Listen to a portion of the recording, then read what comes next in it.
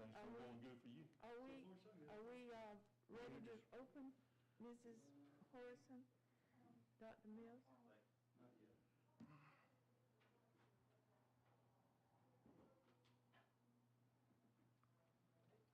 Hello? Hello, Mrs. Barnes.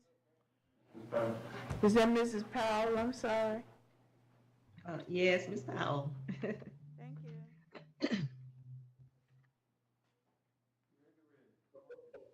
Sir. Hello, Miss Linda. It's give me trouble, I'm just seeing if you had me on. Okay.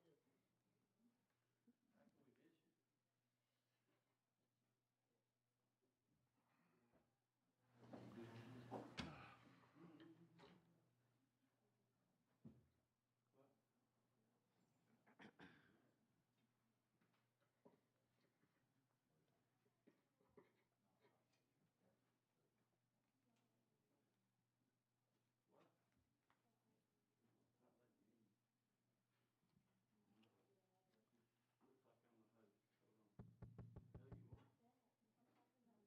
Miss Powell, can we join you for lunch?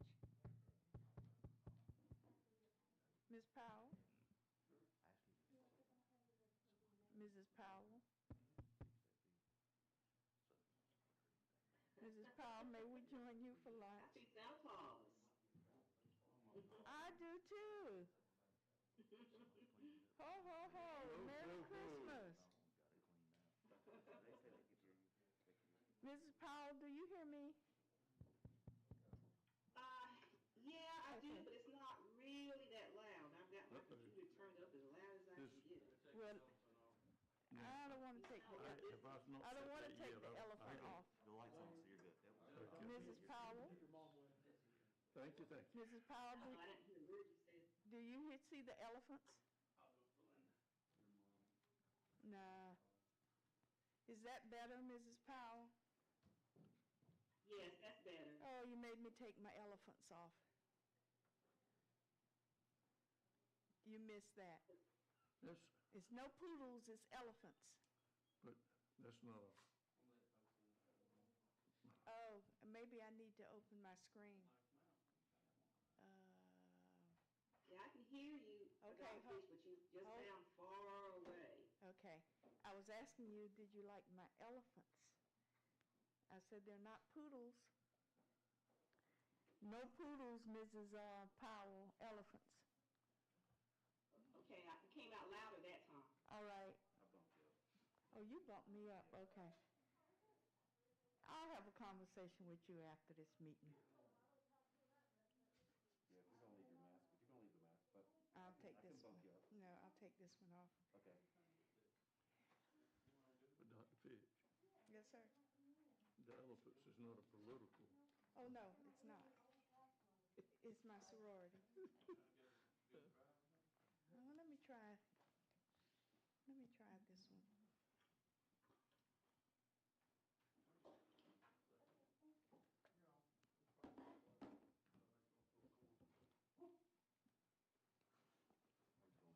Okay. Since I can't make eye contact, this is not as pretty as Doug. Oh, okay, all right. You just tell me go and I'll run in there. Okay, we have a couple of minutes still. Am I still understandable, Mrs. Powell? Yes, you are. Thank you.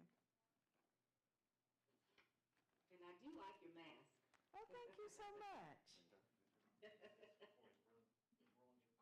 Oops, am I on it? Oh, okay, thank you. Welcome, Ms. Boyette. Hello. Well, glad to be here. Yes.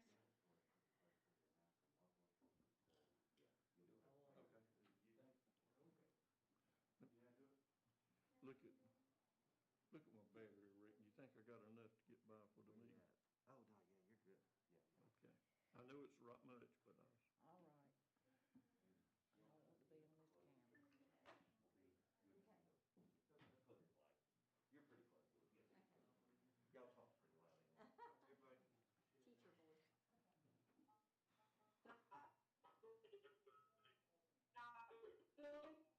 Dr. Wilson, you there? Hello?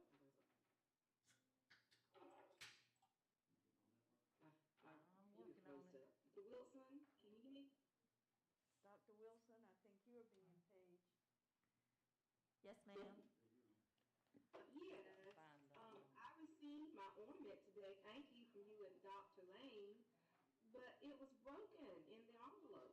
oh, I think somebody sat on them. I'm gonna super glue Miss Pam, mine. bring it to me and I'll fix it for you.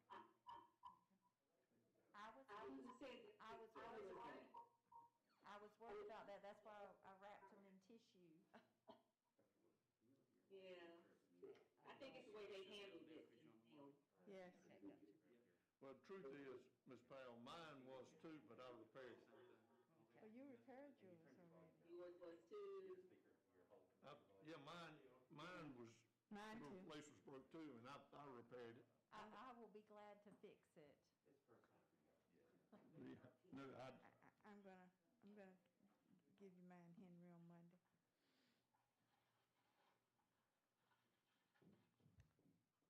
Okay, do we have Mrs. Barnes with us yet? I see Mr. Adler has joined us.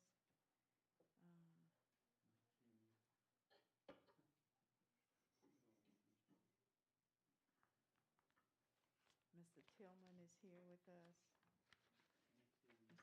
Dr. Williams, Dan Dodd, Dr. Tribula, Dr. Parker is with us. Well, we're going to go ahead and get started. 10 seconds. It was actually supposed to be on the outside, and I put it on the inside.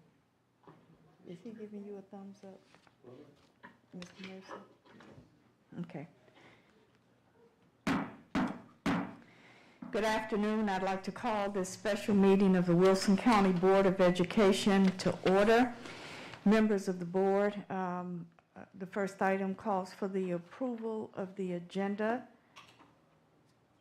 Madam Chair, Mrs. Powell, I move that we approve the agenda for the December 7th, 2020 special meeting of the Wilson County Board of Education.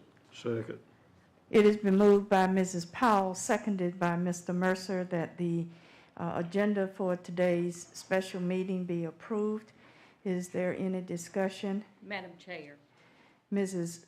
Boyette? on our original, when we scheduled this meeting, and also in the announcement that went out, it said we were going to discuss re-entry, but that's not on the agenda. I think that you're correct, it is not on the agenda. I think that the administration is still pulling together data that will be presented at the Monday meeting, regularly scheduled meeting. Is that correct, Dr. Mills? Wait on the survey data. Okay, so that was not added to the agenda for today. And the other thing I'd ask that we discuss making the 21st and the 22nd remote learning days for the students that are able to.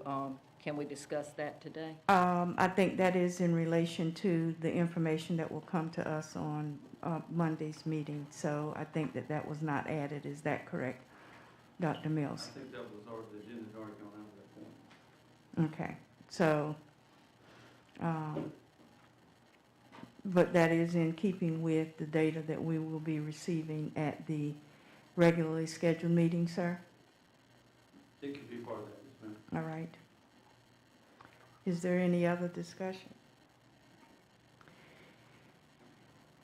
Please indicate your vote in regards to the agenda approval. Mr. Mercer? Mrs. Powell?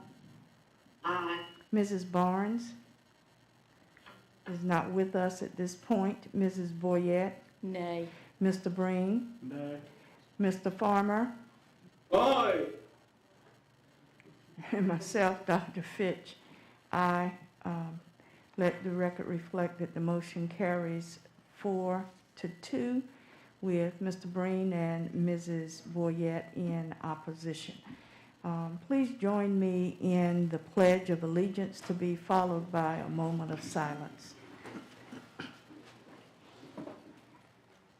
I pledge allegiance to the flag of the United States of America and to the republic for which it stands, one nation, under God, indivisible, with liberty and justice for all.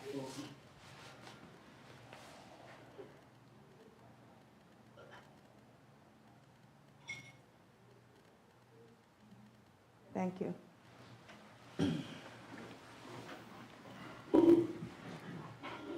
This meeting is being held remotely through Zoom, through the platform of Zoom. It's actually a hybrid remote with board members Mercer, Breen, Boyette, Fitch, present in the boardroom, Mr.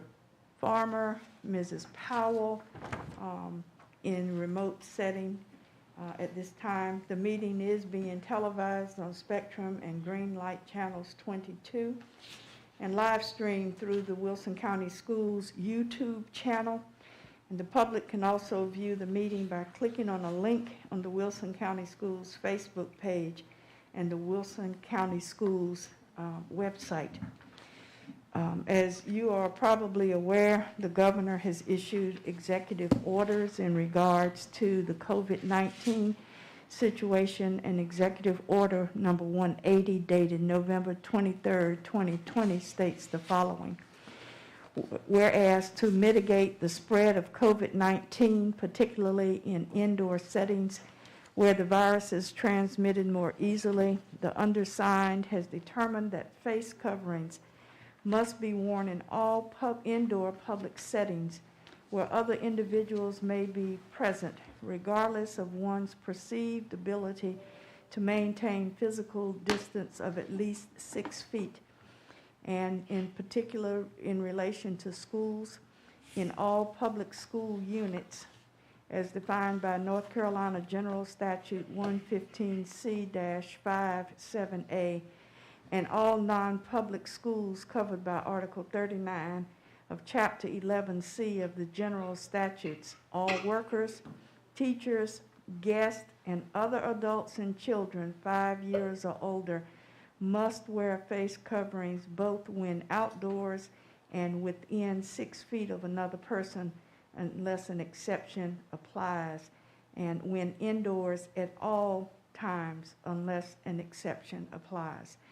So in keeping with the governor's executive order, our meeting is being held with each of the participants that are in this indoor setting in their face mask, and we will be in face masks for the duration of the meeting. We hope that our voices are clear and carry well in this process.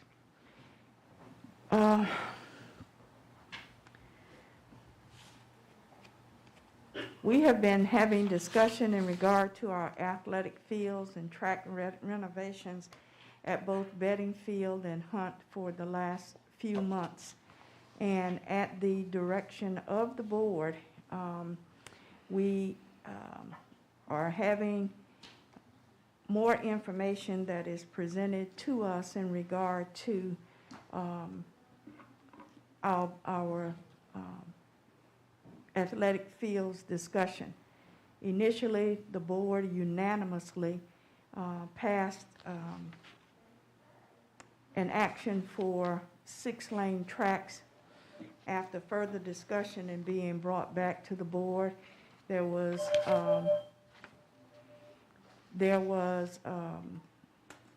a directive to look at the 8-lane track again. We had been very determined to fit within the budgetary constraints as provided by the county commissioners. We then went back to look at an 8-lane track configuration. We have had much discussion in regard to 6 or 8 tracks. And so now, added to the conversation was the issue of our facilities in terms of Americans with Disabilities, ADA compliance. So we now have information that the administration is presenting to us in relation to the tracks at at Hunt and Beddingfield, and you have information in your packet that deals with a value engineered situation as well as a comparison to an original quote at both of these facilities. So, Dr. Mills, I'm going to turn the discussion over to you at this point so that you can direct us as we go through this process. Board members and others, we have David Alder, Don Page, Eric, and Dan, sent out from TPO Architects. And they have sent us some information which I've already shared with you. And we've also included a document that Mr. Letchworth, Dr. Williams, Mr. Woodard, and myself worked through and prepared some different pieces of the information they sent to try and summarize and clarify some things. But what I would think we need to do is, we've come back to the options for 6 or 8 lanes for the 2 schools, as well as the ADA piece that the board has to look at. So I think one way we could go through this is to have architects share, and I've got the PDF, but they may have some other information they want to share, the pricing and the options for the tracks and the ADA piece, and then I can pull up the summary sheet that we've done as well that breaks each one of these out into one page, so you can see the cost estimates for each of these. And you do have value engineered versus the original quote, and they can tell you the difference between that. So I would suggest we start with Beddingfield and work our way through. David, would that work all right for you guys? Yep, that'll work. Okay.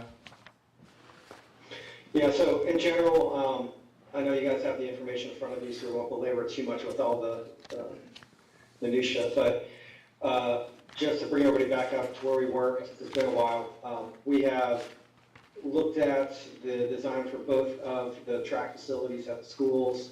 We had originally developed multiple concepts for each one of those tracks, coalescing on kind of a path forward for the track design, which we had internally estimated. We have a third-party internal estimator, as well as our experts that looked at it and came up with a general value pricing for that track work. Again, that's not anything that's gone to contractors in the field, so we never know. I'll put a big asterisk there. But we feel like, given our past experience and very recent experience of similar projects, that the pricing we're using for those field and track projects is pretty solid. And we would expect that it would not exceed the price we show, unless, again, something in the economy or within the construction industry happens. Within the ADA work, originally we were just kind of looking at that track design. We did receive notice that you wanted us to go ahead and price out what you thought would be, or what we thought would be required to satisfy the accessibility issues surrounding both of those fields as they're currently existing. So we went back again and looked at both of the fields, came up with an understanding of what we think would kind of be the minimum requirement to bring the field facility up to the current accessibility code, which would allow people to get from, let's say, their vehicles to seating that is adequate and at least equal to those that are in the stands. It would allow people to get to concessions. It would allow people to also be able to move around the facility and get to like the restroom facilities. It also includes some upgrades to the minimal restroom facilities that are adjacent to each one of these fields. That would give them, again, kind of a base level of accessibility into those restrooms. And as if any of you have been out there, you'll realize that what is out there is pretty minimal. They do have some restrooms, but they're old and the buildings are in great shape, but we're not looking for a complete fancy renovation of those facilities. It's really just about bringing them up to par with some of the other facilities in the district. So with that effort, we did come up with a list of items that we thought needed to get renovated. We created a list out of those. There was some design work that had roughly been done prior to this that you received, just the basic ideas of noting what was going to be changed in each one of the different facilities. And then we took the 88 kind of list corrections, and we have those priced as well. I will say that those are more difficult to price at this stage because, as you know, I'm sure if you've ever done a home renovation, as soon as you tear apart a ceiling or dig into the floor, things happen, and things aren't where you think they are, and costs can get out of control. So what we decided to do on this one, since there is some unknowns about this, and we had a very early level of design, is we put a contingency factor. There's something called design contingency that Eric can go through, and we noted that within the ADA estimate, and we made it what we think is a fair amount at this phase of the design to cover any unforeseen issues that would typically pop up. Again, that doesn't cover things like what happens if the entire water pressure for that area of the campus is inadequate, or if there's unforeseen sewer capability issues and such. We're assuming that it's going to be a like kind of replacement and that things are probably still working and functional. So with that general caveat, Eric, did you want to hit on the finer points of the estimate? Sure. So I will, I'm assuming you all have this in front of you. There's a cost estimate from Palacio Collaborative. It is dated from October 20th. So, I'll put it up. yes, thank you. So before we go down through this, I can go kind of line item by line item. I'll try to do it in brief, but the cost estimating team that we've been utilizing, I just want to piggyback on what David had mentioned. They actually have a couple other school projects that they're working on concurrently, and those are actually in construction. So they were able to pull some more live numbers from some of those projects as well. So that's really what gave us a good feel for where the costs are coming in right now. And then, as David also noted, that for any unforeseen circumstances, we've added in the contingency, which you'll see at the end. So just to quickly go on through this, if anybody has any questions, please let me know.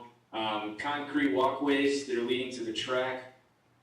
That's just simply getting a paved surface. It's going to meet ADA standards. I know there's been a conversation going back and forth between how to get people in a wheelchair out to the track. Currently, there is nothing. The preparation and paint of rusted members at the bleachers, as you can see in the report from over the summer, that some of the bleachers were in rough shape. They are all structurally fairly intact. So in terms of getting longevity out of those bleacher systems, we're advising that we do a prep and paint coating on those bleachers to protect them. Also, ADA pathway to the bleachers, so it's another paved pathway in order to get patrons to the bleachers where they need to be. ADA ground level spectator area. This is going to be a paved area that handicap accessible people can sit at. This is a cheaper version than going the route of actually having us add or retrofit the existing bleacher systems with a system of ramps. That can get quite costly, so this is the other option we're proposing. Replace some of the bleacher floor planks. It's pretty minimal out there, but some of the planks are compromised. We did not feel that they were in decent shape while we're out there, so it's a life safety hazard. So that's a minimum amount of money, it's $4,000. Redo the bleacher foundations. There was only, I think, one set of bleachers that actually needed some footings replaced, some concrete footings that are starting to erode or non-existent out there.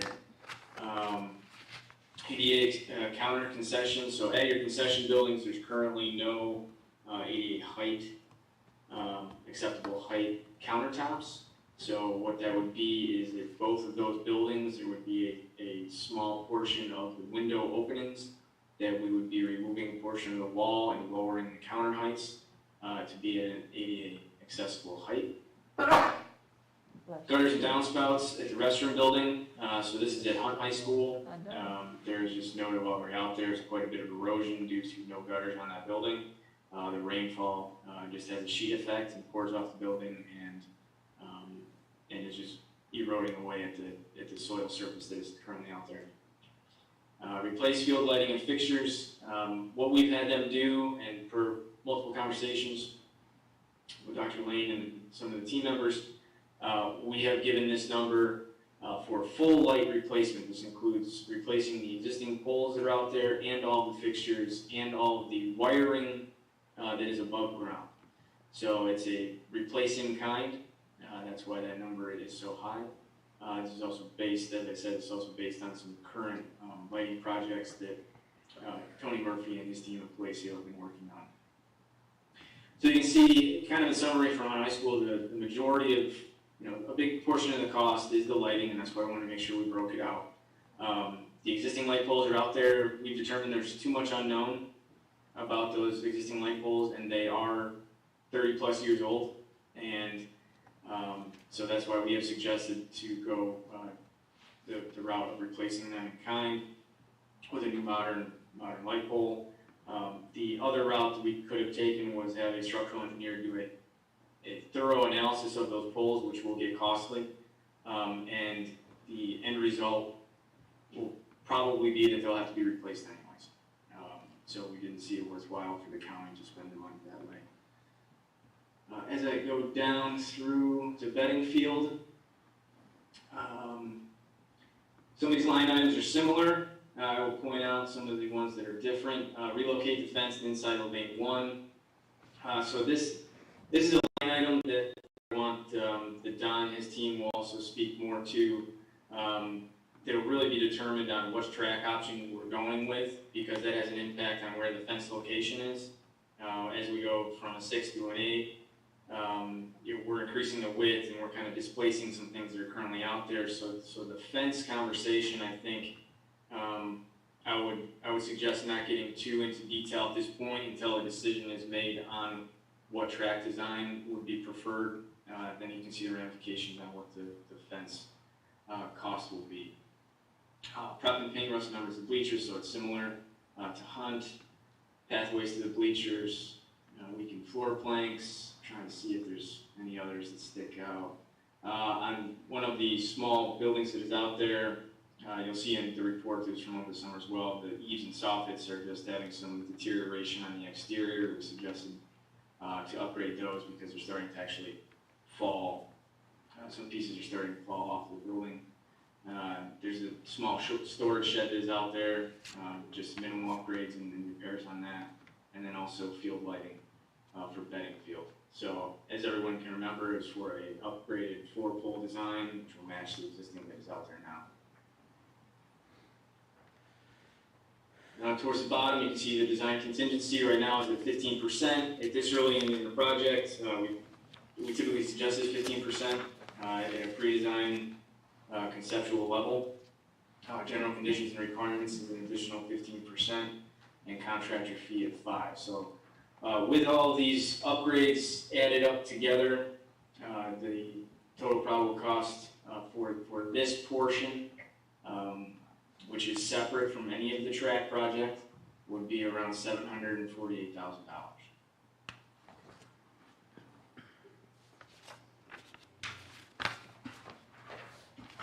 Madam Chairman, Mr. Farmer? for either one of you architects, I was looking at the ADA spectator area ground level, and I know why you did that, because you said that it would cost less to put a concrete pad down for those people that were non-ambulatory. But I think Jimmy Tillman's probably sitting there in the audience, and I, as a football coach, the worst place in the world to watch a football game is on the sidelines, and that's bad enough standing up.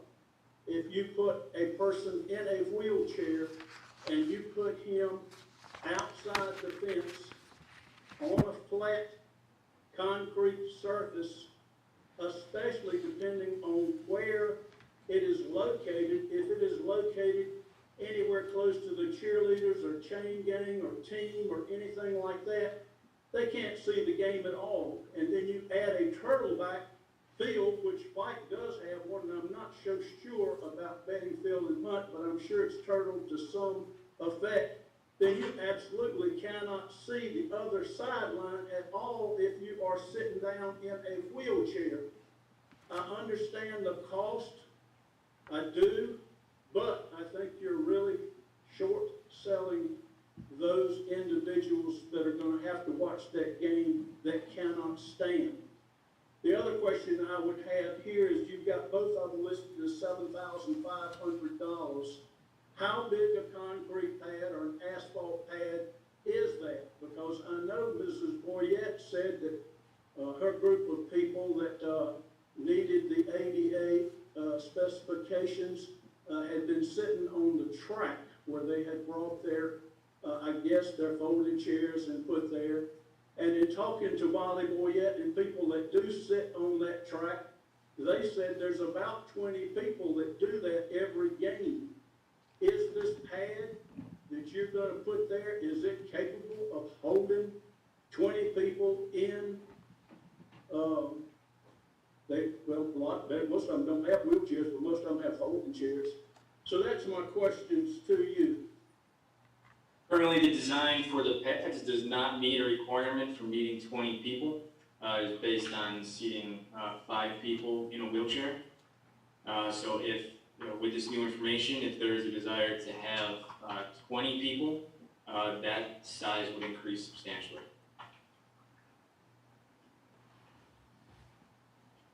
Yeah, we get the idea of kind of trying to size these for the number of people that may show up to the games. Again, this ADA accessibility package is really developed to provide kind of the baseline minimum level requirements. Elevated viewing areas is always preferable when it comes to accessibility. And we provided those at other institutions, but the cost is, substantially higher for that. And Eric, I'm not sure if you recall what the last one we did with that ran. Just for example, if there was a prefabricated unit that we were to tie on to the existing bleacher system, we're looking anywhere from, $75,000 for that pre-assembled system. That's all truly. The determining factor is based on how many people the district wanted to accommodate. So in early conversations of this project, we were basing it on about 5 spectators. But as I said, if that was to increase, we would have to look at that in more detail. Do you have a location in mind, or has there been a location about where this would be? I can only think it would be in an end zone or maybe one of the turning lane areas there to get any kind of view of the game. Yeah, so those locations were shown in the report that was shared over the summer. I'm not sure if all folks have that in front of them, but in the design, we have located that actually more adjacent to the bleachers on the entrance side of the fields. I'm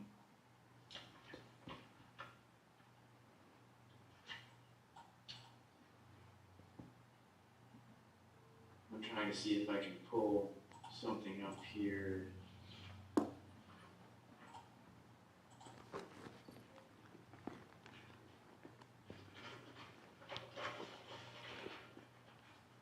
It would be further down in the document.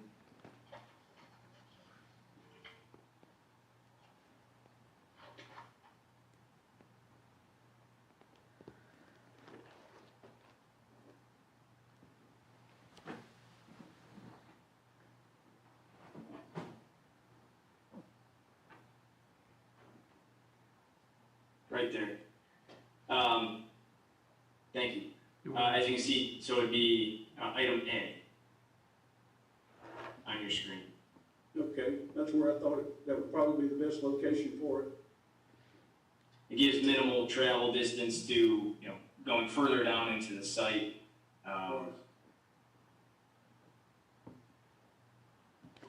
Would that give a viewer's vantage point with the comments that Mr. Farmer has made in terms of the flatness? I don't know what a turtle turtleback is, unless it's meaning that the track is coming up. It's domed a little bit. Yes.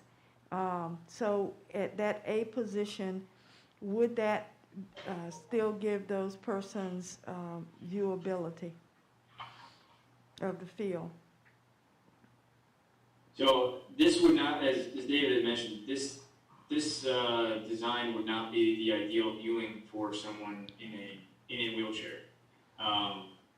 This is the other option compared to having a design that elevates them with a system of ramps. That would be an add-on to your existing bleacher system, Okay. which could get quite costly. So with that said, the reason that we have proposed identifying an area for those people to go is to make sure that they have a clear area to go, so they're not actually having to go onto the track surface itself.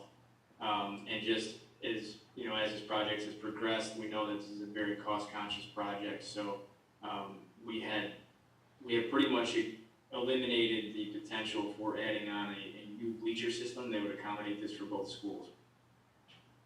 Madam Chair. And typically, the overall cost that you're spending on the accessibility upgrades for this, is going to be in excess of what's required by code.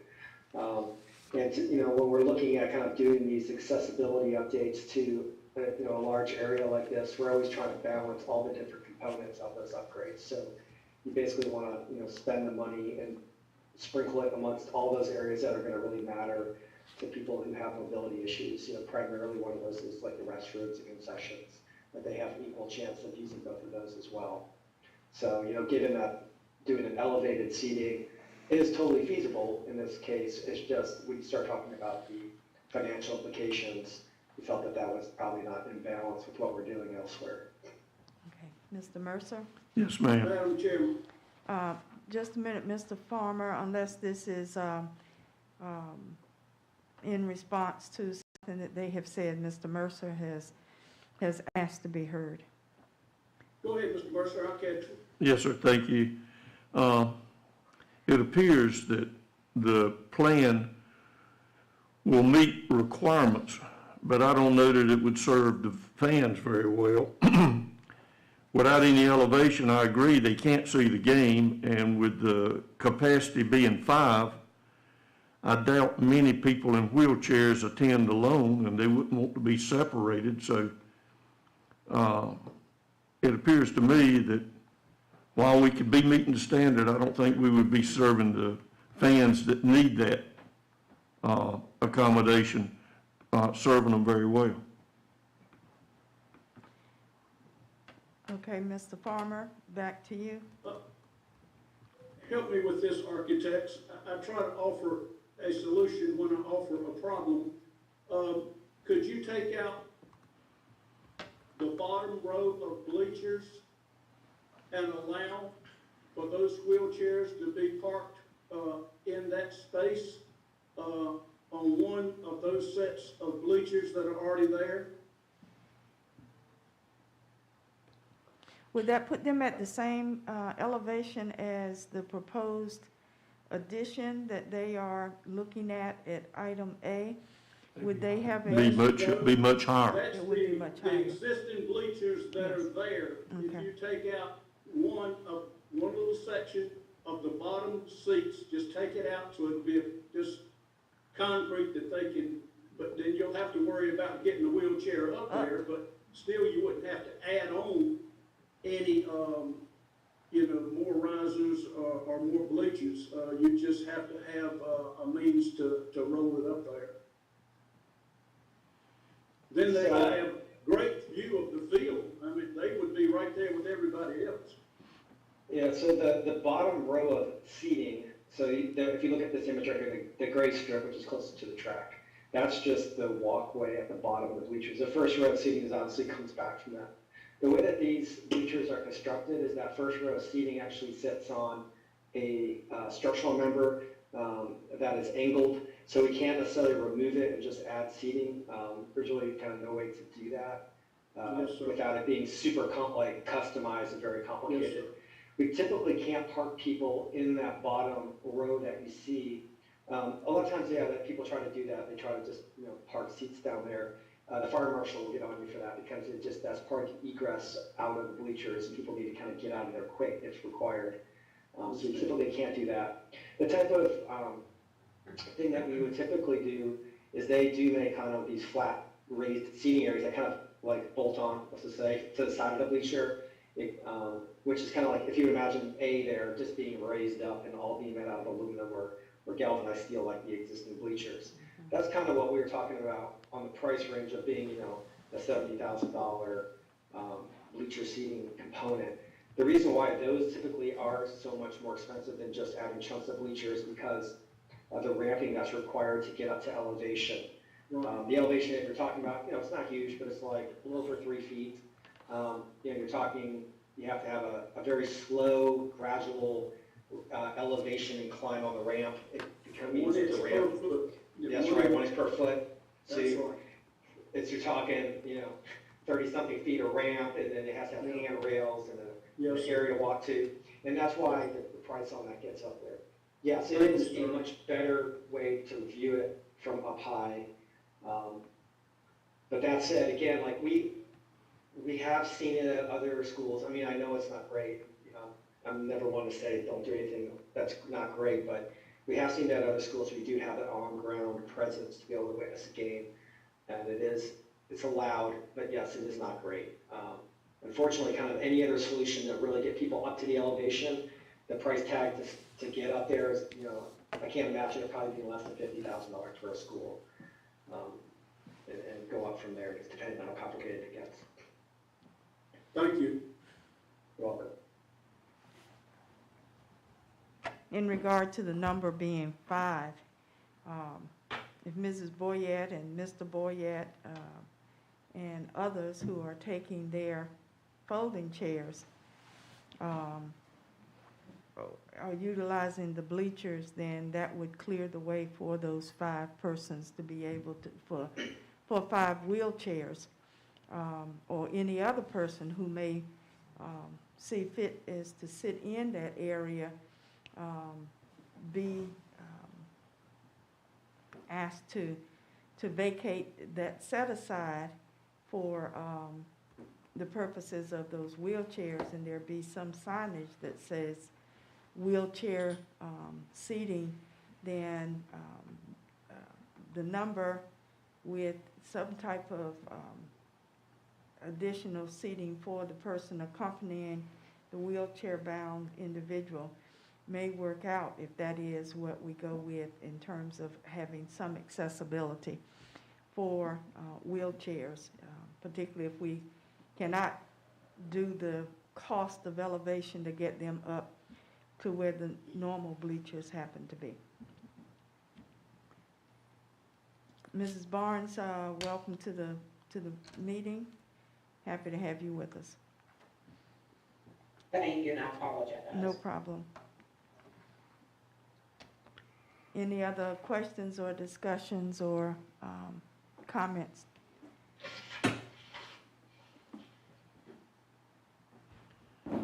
Can you please explain what value engineered means?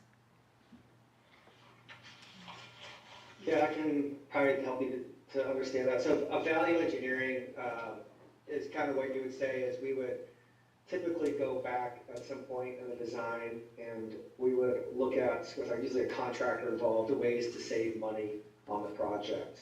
So a lot of times once you have a contractor on board or you have construction knowledge that's looking at more detailed plans, they can come in and tell you like, if you change the type of toilet partition from type Y to type Z, you can save $1,000 here, or if you maybe shorten the schedule or do these as 2 combined projects where the same contractor gets both projects.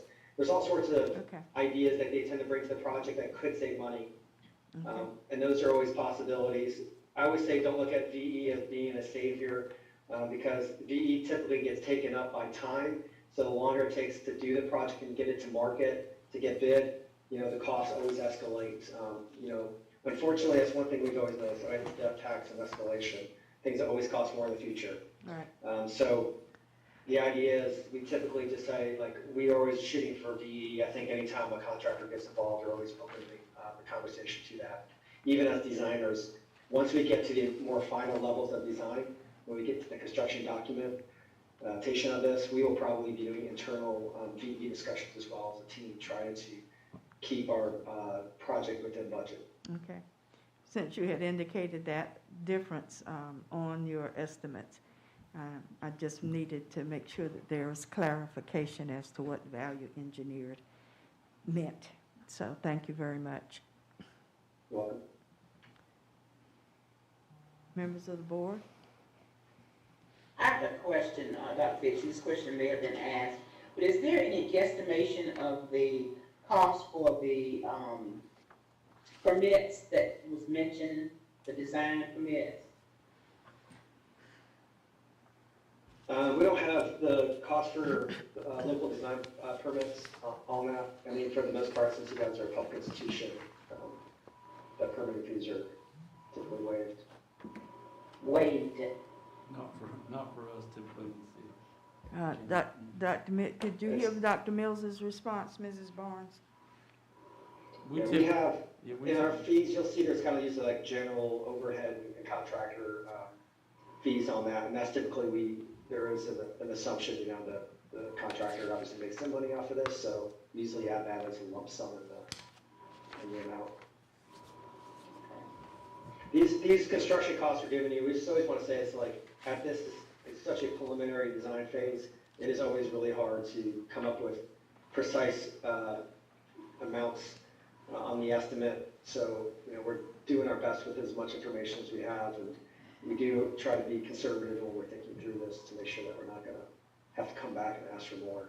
And I think Dr. Mills made that very apparent to us, is like he really wants to make sure once we have a price here that we feel really solid about what information we're giving you. And I think that as a design team, we can say we do.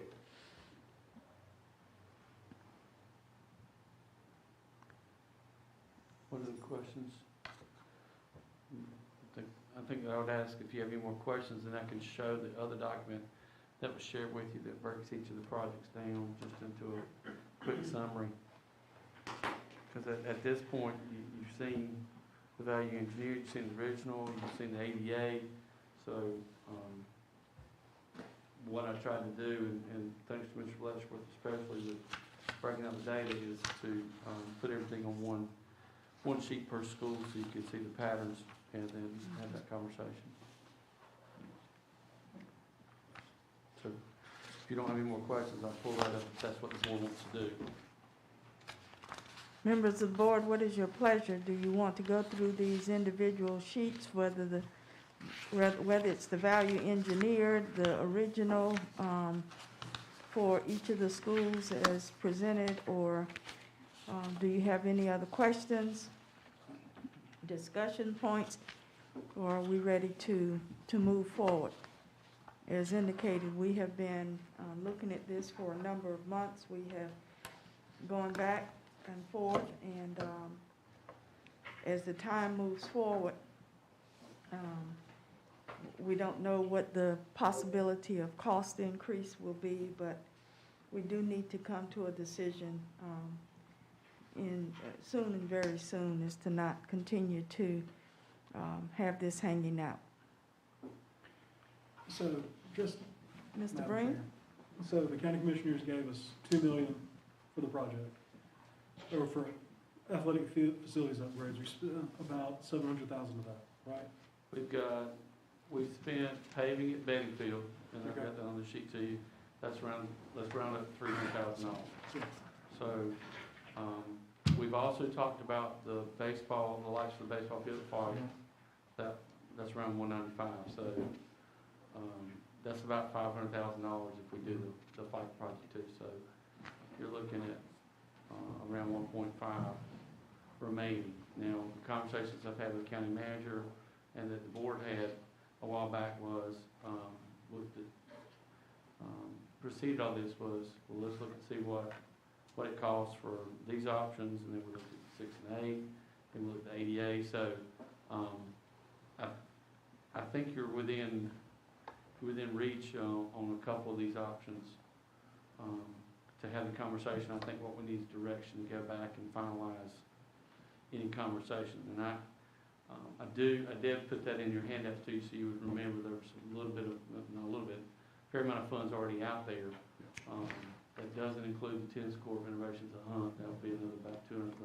Yeah, well, I'm including all that. Let's say we do all Yeah, those things. If you do all that, then I've got the price there for you, it's around So- 700,000. 700, so we've got 1.3 million left. So it essentially, it'd be a $2.1 million ask to do 8 lanes and all the ADA renovations. Yeah, let me pull up this sheet so you can have, you're working off the quick numbers and doing a great job with it. I'm gonna pull this up so anybody looking will be able to see. So what we did was, and Mr. Letchworth pulled these out, and it's just to take the 3 options that we've got for Bettyfield and Hunt, put them on 2 separate sheets so you can see.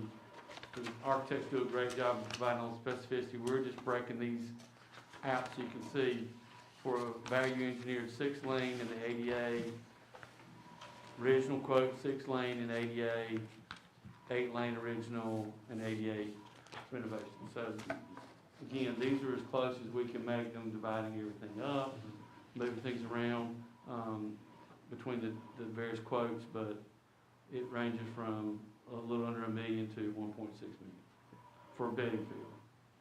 And then Hunt, same layout, same process. 6-lane value engineered, ADA. 6-lane original quote plus the ADA. 8-lane original quote, ADA. So it ranges from $1 million to 1.6, 1.55. So. Madam Chair, Mrs. Boyette? I would like, since Bedingfield has gotten their paving and Pike's getting lights, I would like to move forward at today's meeting to approve the tennis court renovations at Hunt and go ahead and commit that. And then provide this information that we have now. I'm referencing the 2 sheets that Dr. Mills has, that we forward those to the county commissioners with our request and see what they are able to do for us. Madam Chair, I'm having a little bit of difficulty hearing. I can't hear you. I apologize, I can't hear well. Well, I there, can't either, you're not by I yourself. can't, I had a hard time with Mr. Breen too. Yes, same here, I can't hear Mr. Green, I didn't hear what Ms. Boyette said, it's muffling. there is I some, get half of what they said. there is some static or something that is being generated. So I'm going to ask each of the speakers to please speak more closely to the mic. Mr. Breen, you're kind of away from the mic for one. You want me to say my part? I just wanted to make sure that it looked like about it, we'd have to ask the county commissioners for another $2.1 million. And if that's the ask, then I sort of agree with Ms. Boyette. We make our ask and we see what they're willing to do.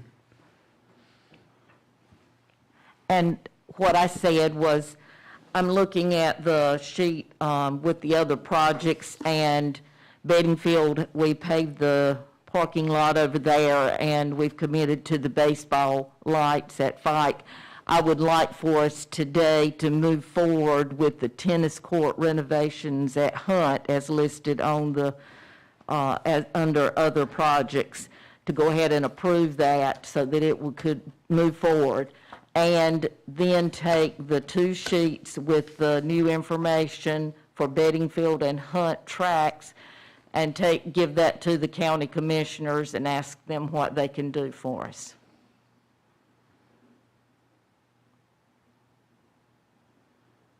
I can agree with that.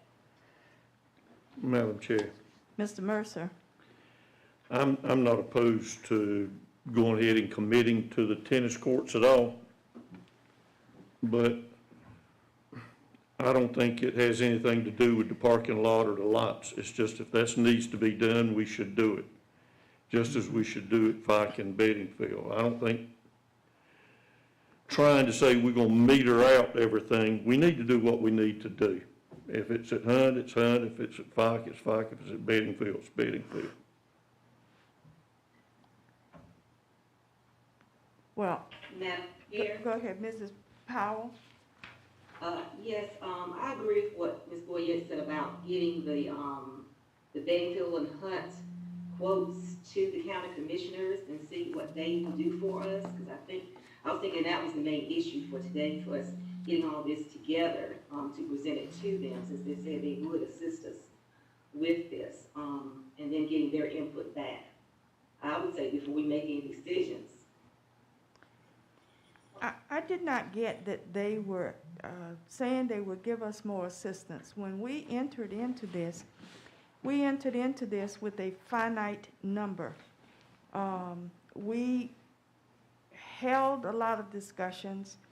We came to a unanimous decision, being good students, good stewards, not students, students too, but good stewards of what we were being given. That was an additional amount that was outside of their normal funding budget to us. We looked at all of this. We looked at being the good stewards, and we designated and unanimously chose a 6-lane track situation. The ADA was added to it because of discussions that came about as we were looking at the comparison between the 6-lane and the 8-lane. Once we had decided, then it was asked to be brought back to us, and we brought that back. Now, there is a well that we are looking to tap into that we have no guarantee we will be receiving, even if we go back and ask for more money for an 8-lane track. We've talked about the differences and whether or not schools are using 6 lanes, 8 lanes. We've heard information about 4 lanes being used, tracks being dirt tracks versus these very nicely done tracks, and track meets are going on all the time. I think we still have to be the good stewards. At some point in time down the line, as we continue to deal with COVID and other situations, instruction, we may be being asked to increase for instruction. Now, I have nothing, not construction, but instruction, and I have nothing against the athletic component, but in athletics helps in rounding the total student for those who are participants in it. But we're about instruction. This is what the schools are about, and yes, there is learning in athletics. But for all of the discussion that is going on for the athletics, I certainly hope that as much discussion can go on in terms of instruction and where need is, and if we have an ask for increased funding for instruction, that there is as much enthusiasm as there is for this construction issue.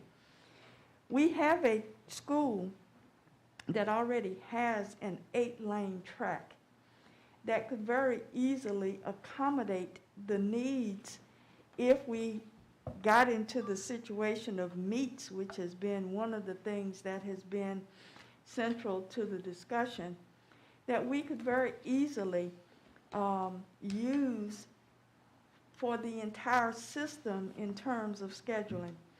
Mr. Farmer has pointed out that in looking at other sites as we have gone to national conferences, there are systems that do just that, utilize the one 8-lane or one central facility for all the schools under the umbrella of that particular system. I just think that for us to continue to be good stewards, we're going to be already very close to or at the price, the funds that we were given, and to increase and to continue to say we're going to now send this information to the county commissioners and see what they're willing to give if we don't, if, in terms of an ask, I think is just pressing the point way beyond what it needs to be at this point. They were gracious enough to give us the funds that would allow us to help our athletic facilities. And now to go back to say we need more money because we need an additional 2 lanes and we can get by with 8 lanes. It's not a matter of beating the next school system over in matching what it is they have. It's a matter of looking at our pocketbook, seeing what we have, and going with it. I hear your conversations about let's decide and send this back. We've been sending this has gone back and forth, and we become the persons who have to set the priorities of what it is that we are going to do and whether or not we're going to stay within budget, close to budget, or under budget. I just think that we have just pressed this issue more than it needs to be pressed at this point, and we need to make a decision and come up with the answer and live with it for what it is going to present for our system. Madam Chair, Mr. Breen? if I'm going to read straight from the Wilson Times article dated September the 15th, 2020. Wilson County Commissioners disagreed with the County School Board's Monday morning decision to build 6 lanes at Bedingfield and Hunt High Schools. During their own meeting Monday night, Commissioners said it's imperative that all high schools have a level playing field when it comes to athletic facilities. Commissioners want further discussion with the school board before Wilson County Schools proceeds with architectural plans for the 6-lane tracks. Commissioners say they'd consider providing more money to ensure 8-lane tracks built at the schools. And then towards the bottom, Commissioners directed Wilson County Manager Denise Steinagel to notify the school board they're willing to discuss appropriating more money for the track project, and that Commissioners appreciate the school board being a good steward of the money previously set aside.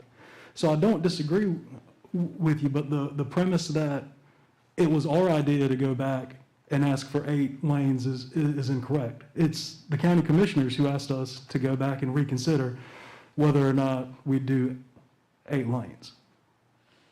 I think that consideration came after a conversation that we had, and Mrs. Boyette raised the point of revisiting this, that it then went back into the county commission pot. There was a previous article that I think Drew Wilson had written that stated a conversation almost verbatim to the points that Mrs. Boyette made here in this meeting, which sent this all back to the county commissioners. In what you just read to me, Mr. Breen, you say the county commissioners are willing to consider. It does not say that they are going to give us more. And so they can be willing to consider, they can send it back. This is kind of like a football on that field that we're talking about, building this track around. And we can keep passing this back and forth, but at some point in time, we're going to have to make a decision. We backtracked on a decision that was already made, and now we're back and forth. So from May to we're now in December, and we still don't have a decision. Time is ticking. The cost to construction is subject to change. The architects don't mind waiting because they're going to get paid. We did a contract with them. But we have to decide what it is we're going to do, and whatever is the will of this board and this body will be what we have to live within. But I just think we need to just move forward at this point, and where the chips fall is where they fall. Well, I don't think if the folks who are giving us the money say, throw us another proposal and see what happens, I don't see there's any harm with that. If they decide not to give us it, I know that they're willing to give additional funds, but if they decide not to, If they decide that's too much, then we have two other plans on which we can fall back. So then we'd have to come back and have this discussion again because they don't decide to give us extra money, is what you're saying. I think it becomes a quick vote at that point. If we don't have the money, then we have to go with the plan that we have the money for. But if they come back and say, absolutely, we'll set aside an additional $2.1 million, which would be fantastic if they do say that. But if they don't say that, if they say, no, two's all you're getting, then that makes our decision-making a lot more clear. And then we still, we have that original option that we started with. Members of the I board, have a question, Madam Chair, of Dr. Mills. Mrs. Since Barnes? he is our spokesperson normally with the county manager, has there been any discussion since we've had these number of meetings, Dr. Mills, and I don't know if you're on the spot? Yeah, I won't let you. I've had conversations with Ms. Steinagel, the county manager, and, we've looked at facility plans and some of the other projects that we've been working on, and I've told her where we are with things. I don't think there's any harm in sharing where the board is on these projects. However, I don't know what their budget is for additional monies. I can't speak for them on that. I mean, the initial conversation was I went back and talked to her after the board meeting when there's some discussion about the 6 lanes versus the 8 lanes and the cost. And so now I think you're at a point where you've got legitimate numbers for all the various options. I mean, within reason, you kind of know what your budget is, and we've earmarked those other 2 projects. And now there's discussion about the other, the tennis courts at Hunt being another part of the project, which we had talked about as well. So I can't speak for where they are with the budget because I know there's pieces and parts happening from the pandemic and other things. But Ms. Steinagel has always been great to work with and share. It comes down to what... Would you repeat the last thing you said? It's a little bit muffled for me. It comes down to Ms. Steinagel is very easy to work with, and I don't see any problem with me going back to her and sharing whatever the board would want me to share. The question is, what do you want me to share as a board? Do you want to share all these, 3 options for Bettyfield and 3 options for Hunt, or is there one that you want to prioritize? I mean, I do think that's going to be the next question I will get from Ms. Steinagel is, of these, which is the one or the ones? And you know what you're dealing with as Mr. Breen said, the various aspects of the money we have left, so you can look at that. So the only thing I would think that would help is to prioritize what we have to take back to talk to them, because I think they're going to need that at some point anyway. Does that help, Ms. Barnes? Yes, I could do better. Okay. Madam Chair, Mr. Mercer? I too read the article that Mr. Breen referenced, and also I've had opportunity to talk with informally, because it has to be, because I can't decide anything for the board, and my understanding from them was that at the time they were discussing this, they were under the impression that we were settling for 6 lanes, and their intention was, say, well, and I understand their logic, if we wanted 8 lanes but we're settling for 6, it's almost impossible to round the money up to change later. Why not go ahead and get 8 now? But to me, 6 lanes is adequate. I voted for it the first time, and I'd vote for it again. But if they were wanting us to do the project, go ahead and do it right the first time, there are components that we've not even mentioned today. If I understand it correctly, Fike nor Beddingfield have a field house where athletes from the football field can use the restroom without going to the public restroom. Hunt does, and that's great, and I'm pleased for them. But if we were going to do it right, I think we would have a athletic field. I too have the question I think that Mr. Breen was referring to. If it were their intentions, if the county commissioners want us to have 8 lanes, if that's the issue, and they say they'll pay the money, we tell them what it costs, and they'll provide it, then let's have 8 lanes. But if they want us to do the athletic fields and go ahead and do it right the first time, I don't think we need 8 lanes. There are other things that we need. And in the back of my mind, I don't want to spend all the available money to us on athletics because we've got many needs in the county that has nothing to do with athletics. So they're my thoughts, and just wanted to share them. Thank you. Well, the more we have this discussion, the more keeps getting thrown in the pot. Now you're hearing athletic field houses versus whatever. So, it's just a never-ending scenario, but it is up to the board as to how you choose to proceed at this point.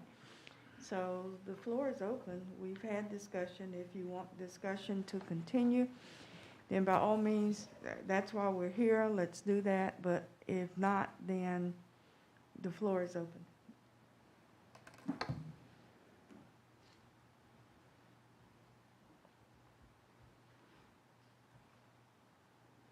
Let's not all speak at Well, once. Madam Chair, Mr. Mercer. and I know the thoughts don't get us any closer, but the predicament we've been put in is that we settled on 6 tracks. They come back and said they'd pay the money for 8, or they would consider that if we let them know how much.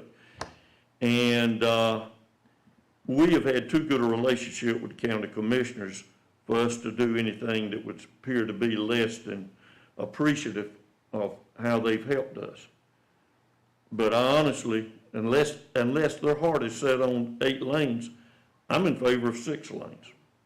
I mean, but I can't say that the county commissioners are just interested in 8 lanes because, to be quite honest with you, from all the information I've got that I feel to be accurate, we don't need them. It'd be great to have them, but we don't need them. I think we should present them with the information and let them make the call. I mean, I know what we want to do, but it's impossible to know exactly how much we're playing with until everybody throws all their money in the pot. And we won't know how much money they're willing to throw at it until we give them the information. Well, Madam Chair, Ms. Boyette? when you want to buy shoes for your teenager, you ask them what size they wear. We ask our athletic directors, principals, and coaches what size they needed, and they told us they needed 8. I don't go out and ask my neighbors what size to buy for my child. So we have the answer for what our people want, what our county wanted. So I believe that this is up to the county commissioners now. Also, when you talk about having an 8-lane track at Fike, well, yes, we do. We also have baseball lights at Hunt and Beddingfield. Do you want Fike to have to go play baseball at Hunt and Beddingfield and put that $195,000 back in the pot? Beddingfield has a good tennis court. Do we want all 3 high schools to have to go play at Beddingfield and not fix the tennis court at Hunt? I think that the equal opportunities at all 3 schools are of great importance in that what we're doing is making everyone have the equal opportunity at all 3 high schools to participate in every athletic event that they can. Madam Chair, Mr. Mercer? in that respect, then should we include money for field houses? For Fike and Beddingfield? Well, the money we share with them. but at the same time, the athletic field house was built for when Bill Williamson was principal there, and it was paid for by the athletic boosters, not by the school system. Well, that goes back to what I said earlier. This is not a contest of which schools and what school you're in favor of supporting or whatever. It should be what the kids need. And athletes at Fike and Beddingfield need a field house. So why not include that in the money? If not, If not, then maybe we should be talking about allocating so much money to each school and let them spend it the way they want to. That way you could have it equal right down to the penny.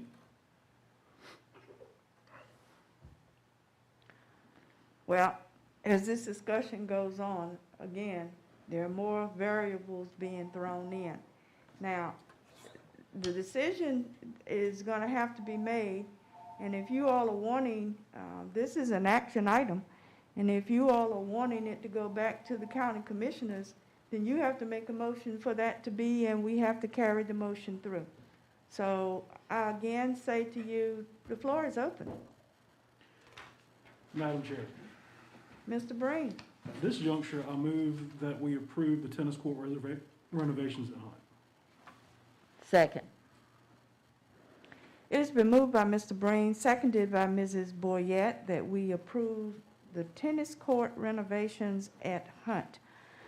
That came in on your list at $198,000. Is there any discussion? Hearing none. Please record your vote. Mr. Mercer? Nay. Mrs. Powell? Nay. Mrs. Barnes? Nay. Mrs. Boyette? Aye. Mr. Breen? Aye. Mr. Farmer? Nay. And Dr. Fitch? Nay. Now, we are still at what we're going to do in terms of moving this back to the county commissioners for consideration. Madam Chair, Mr. Mercer? although I voted nay, I still think that that should be included in our request to the county commissioners. I mean, I think it was already, isn't it? Isn't it included in? Was this a separate item for consideration? These are just projects we've talked about using for the existing funds they've already allocated, or promised us, the $2 million. And had we already appropriated the funds for those tennis courts? No, those not been done yet. Right, okay. So, but that's been a discussion the board's had about projects. So, again, that's still part of the school board's discussion of the $2 million. Okay. That's the way we've been interpreting it from the start. So still at issue are the lanes for the tracks at Hunt and Beddingfield. And you have the three quotes given by the architectural firm. And what I am hearing said is that you all want the county commissioners to have this information on these three options for both Beddingfield and Hunt. And then once they decide, then you want to then say, if they give us the funds for 8, thank you very much, and we move forward. But if they don't, then it comes back and we look at the 6 lanes and it move forward. Is that what you were saying, Mr. Breen? Yes, ma'am, and I think we told them that we want to, because this is what my general feeling was from the board, is that we want to prioritize the ADA renovations. Okay. So, That motion, so there does need to be a motion. Are you making that as a motion, Mr. Breen? Yes. So, I'll second. okay, let me see if I have Mr. Breen's language correct. That we send to the county commissioners these options that have been provided for their determination on funding. And based upon their funding, then it would come back to us either with if they give us the funds, yes, on the 8 lanes with the ADA information. And if they say no, then that would tell us we need to come back and take the final vote on a 6-lane track with ADA recommendation. Yes. Okay. And I seconded the motion. That was Mrs. Barnes. Yes.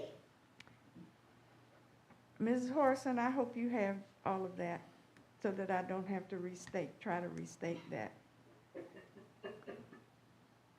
And I know that I'm supposed to restate the motion Well- to do, so. It has been moved by Mr. Breen, seconded by Mrs. Barnes, that we send back to the county commissioners the estimates that are given for both the 6-lane value engineered,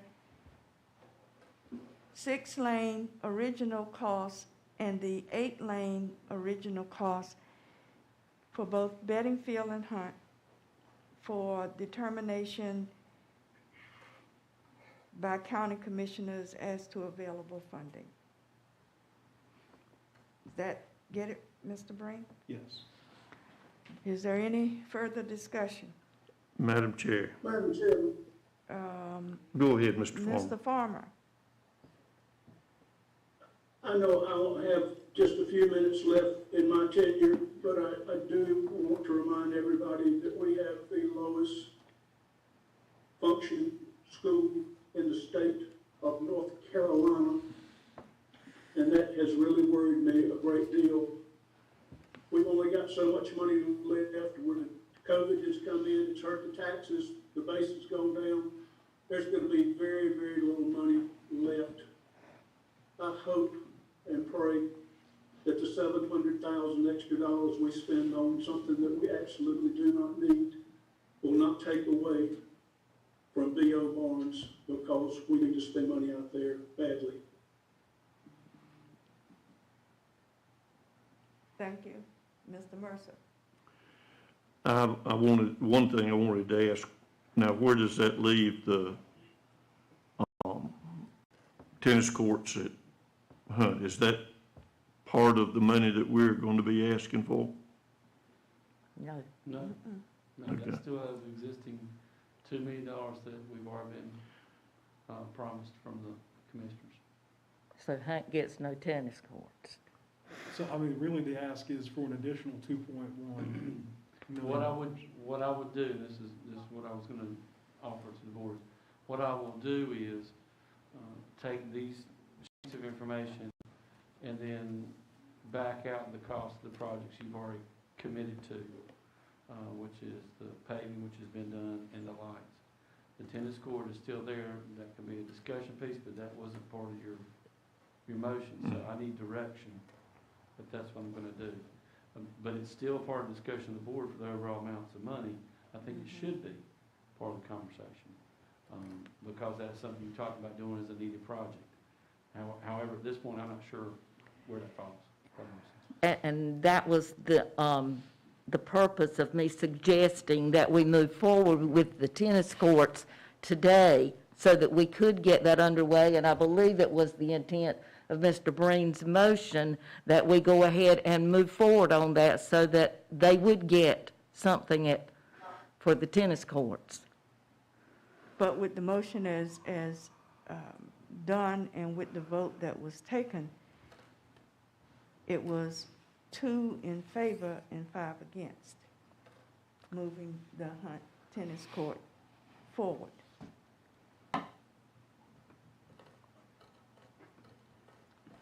So that what Mr. Breen's next motion was, moving these 3 sets of estimates for the tracks and ADA cost. And that was not inclusive of Hunt. That's a different discussion.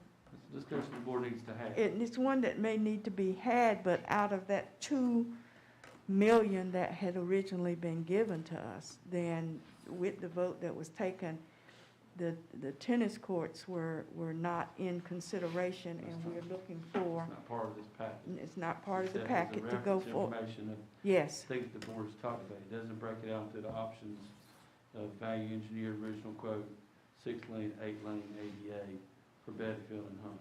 I mean, I do think from an administrative standpoint, you know, if I bring this information, I do need to give them some information about all the projects to say, this is where we are. So the last thing you have is a vote of nay for tennis courts, but that has been a discussion all along as being part of that, so, I'm not quite sure how to interpret that right now in terms of the pieces other than the board's not allocating funds to go ahead, but it has had a discussion. Madam Chair, I'd like to amend my motion, if I may. And Mr.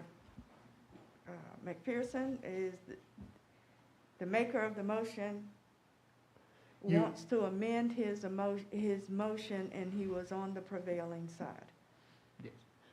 Well, did we take a vote on that? We did did not not. take a vote, so We did yes, not- we did not yes. take- We're still in So yes, discussion, so we're it's, still active, and yes, you may amend your motion, sir. all right, everything in the first motion plus the cost of the tenant court renovations that will be taken to the county commissioners.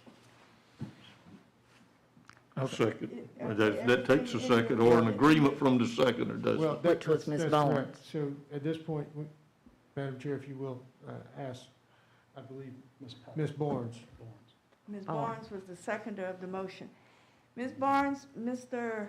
Breen is seeking to amend his motion that these three cost estimates for the tracks be presented to the county commissioners along with the cost for the tennis courts at Hunt. Is that correct, sir?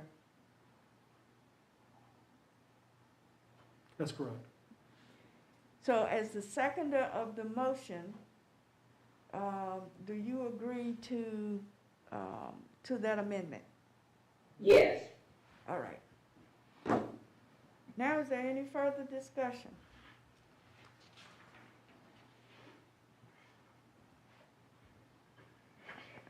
Moved by Mr. Breen, seconded by Mrs. Barnes, that we move forward and send to the county commissioners the three estimates as provided for the betting field and Hunt tracks, and to include the cost estimate for the tennis court renovation at Hunt. Is there any further discussion? Hearing none. Madam Chairman, Mr. Farmer? it says here on page 2, page 3, that the numbers do not include design or permit fees. I know Ms. Barnes said something about the permit fees, and they thought they would be waived. But now, if we're gonna have truly a picture that we present to them, we need to have these design fees added in there also. Kind of a rough estimate of what the design fees are.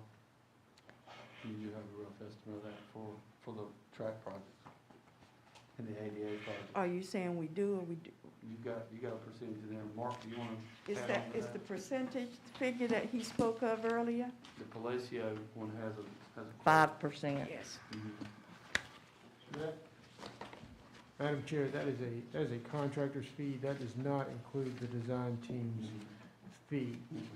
And if you'll see in the Palacio quote at the bottom, it does say that design costs, permitting costs are not included.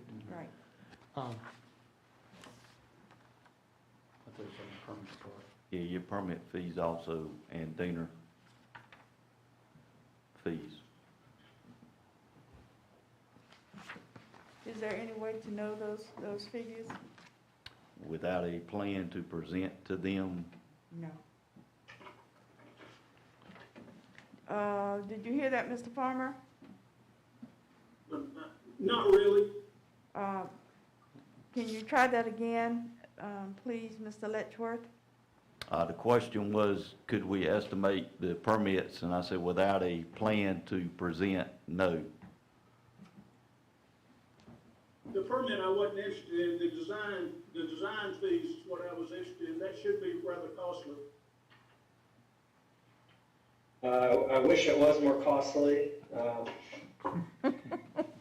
You please Well, do. I know, yeah. The design fees, I mean, typically we're not adding those in because usually it's, yes, it's the discretion of your team. I would probably advise you to, I know Lane and some of the others, you guys have probably a range of fee percentages that you typically use. If you need us to give you just a rough estimate percentage, that's something we can provide you with. It would, is, all we ask is if we could understand what scope we're trying to present our fee around. So if it is the full ADA 8-lane track build out, we can present a fee for that. But today, we've left that kind of off the table until we understand what the scope is. Yeah, that's understandable. I mean, I wouldn't want to anchor to a number right now either. But do you have any idea what the range it might be? Mr. Letchworth may know offhand, I would not be your best guesser for that. Well, before it would go over to the county commissioners, if that is the decision of this board when the vote is taken, can we put a guesstimated cost for those things so that the total picture is understood? We can work with the architects and our folks here to put some things down. Again, I think the bigger picture is you want feedback from the commissioners on the overall pieces and parts for the projects. I mean, that's gonna drive what your design fees as it is anyway.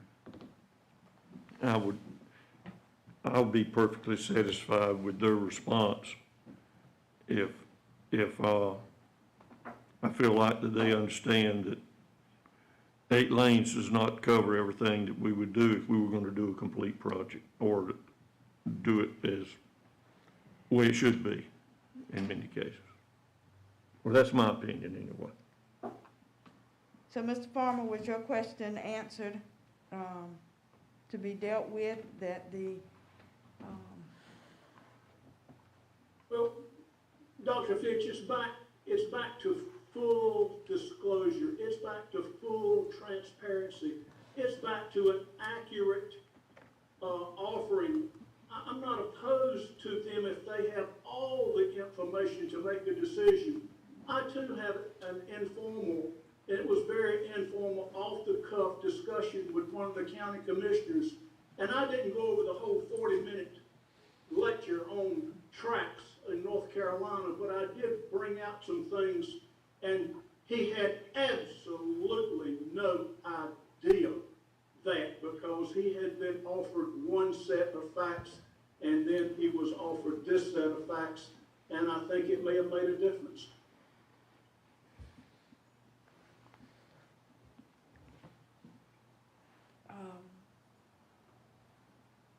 The motion is on the floor, and we need to take a vote at this time.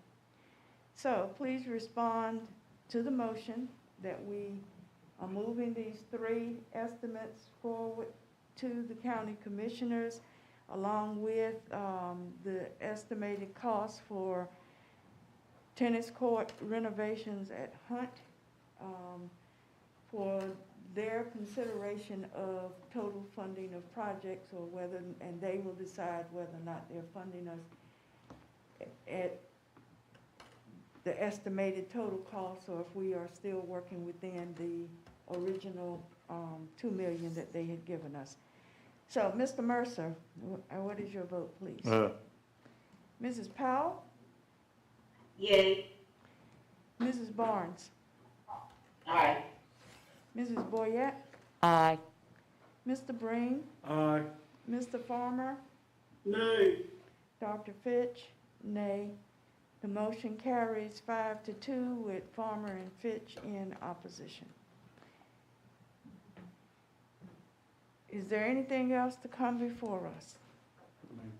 The chair will entertain a motion for adjournment. Madam Chairman, Mr. Farmer? I move for adjournment. Second. It has been moved by Mr. Farmer, AKA Santa Claus, seconded by Mr. Mercer, that we adjourn. Is there any discussion? Hearing none. Please cast your vote. Mr. Mercer? Mrs. Powell? Yay. Aye, I'm sorry. No problem. Mrs. Barnes? Aye. Mrs. Boyette? Aye.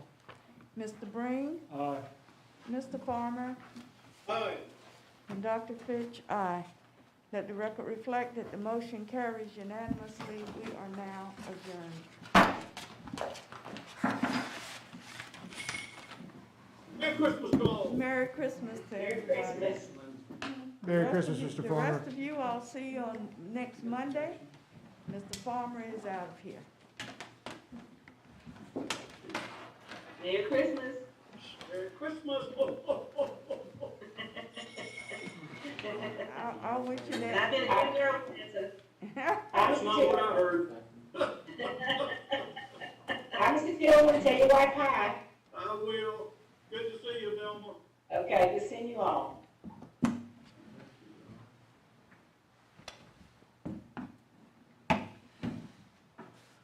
Right. Shut 'em down.